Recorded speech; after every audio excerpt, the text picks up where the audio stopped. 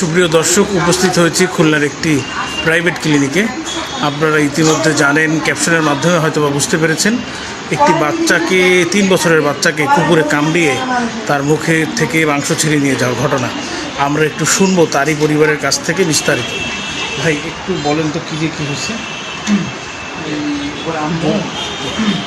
আম্মু খাবার খাওয়া দিয়েছিল, খাইতেছিল, সেই সময় হঠাৎ করে কুকুর আইসে এসে এবেলা আম্মু বাসায় রয়েছে, ঘুরে গেছে, বারান্দায় রয়েছে, ও বাচ্চা বারান্দায় হয়ে গেছে। হুট করে এবার যখন পুকুরে কামড় দিয়েছে, কামড় দিল, কান্নাকাটি করতেছে। এবার আম্মু আইসে আসলি কুকুরের কাছে জোর করে করতেছে, তা কুকুর ছাড়তেছে না। তারপরে এবার আমাদের নতুন হসপিটাল নিয়ে গেছিলো, কিন্তু এখানে নিয়ে এসেছি। মানে এর আগেও নাকি আমরা একবার কামড়াইছিল, এর আগে কামড়াইছিল? হ্যাঁ, কামড়াইছিল। যে যাকে মূলত কামড়াইছে সে করে কি, স্কুলে পড়ে নাকি? না, আমরা শুনলাম নাকি সে নাকি বারান্দায় ছিল। হ্যাঁ, সামনের দিকে আসে, সামনের দিকে আসে। আপা, একটু বলেন কীভাবে কী হয়েছিল।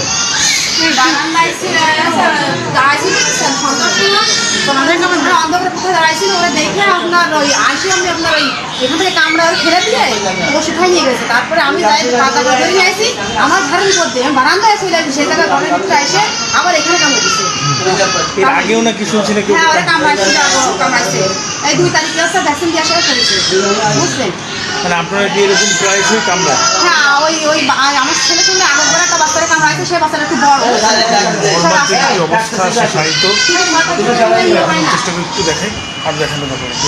এখন কুকুর মারা বন্ধ হয়ে গেছে, বিদা কেউ মারতেও যাচ্ছে না, ভয়তে যে আইনে কি হবে তাই। কিন্তু এভাবে তো আসলে বাচ্চা কাচ্চা কত দিন ধরে তো একটা এই গরমে থেকে সব 24 ঘন্টা তার কেনা সম্ভব না।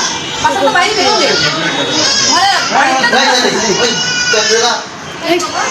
দর্শক,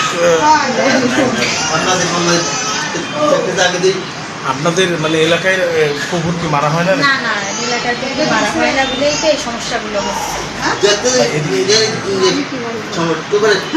আপনি ওই একই এলাকার বাসিন্দা? হ্যাঁ হ্যাঁ, কি আপনাদের এলাকায় কি কুকুর কি কোনো প্রকার, আমরা যেহেতু জানি যে ভ্যাকসিনও দেওয়া হয় না, ভ্যাকসিনও দেওয়া হয় না, আর আমরা ভ্যাকসিন মারা ঠিক না, এরকম আমরা মারামারিও করি। কিন্তু এই যে ঘটনাটা ঘটবে, এটা তো খুবই থেমে থাকবো না আমরা। দর্শক, এই ছিল আমার কাছে সর্বশেষ। ভালো থাকুন, সুস্থ থাকুন, আল্লাহ হাফেজ।